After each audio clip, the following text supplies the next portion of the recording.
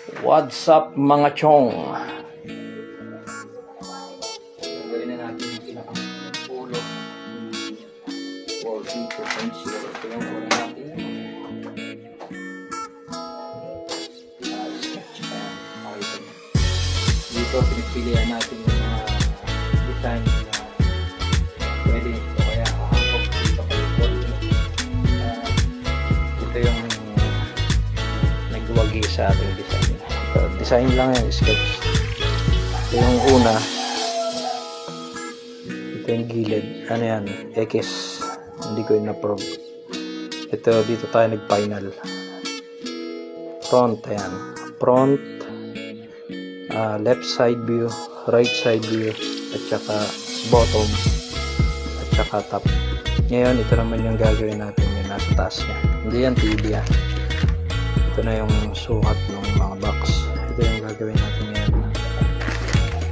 Kaya, what's up mga chong? Mga ka-DIY. Simulan na natin ito.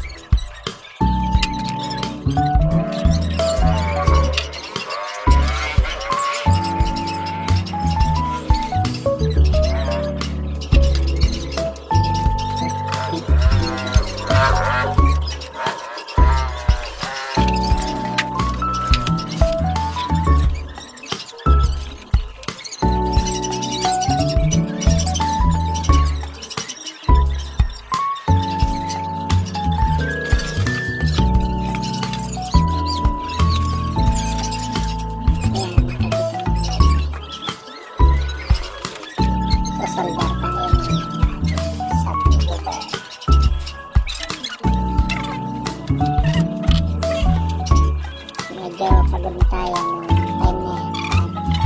Ayan, pinakabitan na natin yung tawag yung phone. Yan yung magsusubing seal yung ating mga speaker. Kasi mas maganda kapag tayo ng sinisingawan ng phone. Parang magiging siyang gasket. Ayan, pauwi ito. Dito lang tayo, focus lang sa ating trabaho. Yan, seryoso na tayo dyan at wala tayong kain. Walang ligo-ligo at wala rin tulog-tulog. Yan, bago tayo natuto mga pakitagay, dumaan muna tayo sa pag-iingat. Sabi ko nga, may mga napupuntahan tayong lugar o bahay. Hindi tayo nabibigyan ng pagkakataon para ipakita yung ating talent. Pag alam mo sa sarili mo na meron kang ibubuga, meron kang kakayahan, hindi basta, hindi nakikita ng iba. Umalis ka sa lugar na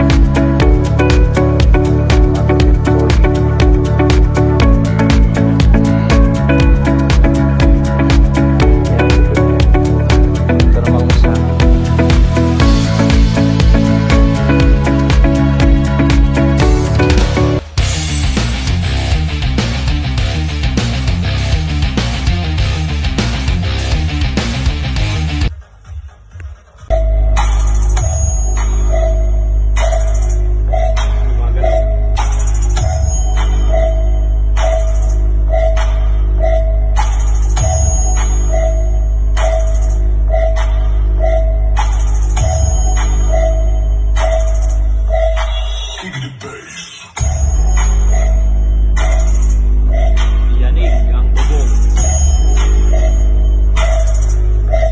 Tingnan natin kung ilan yung volume.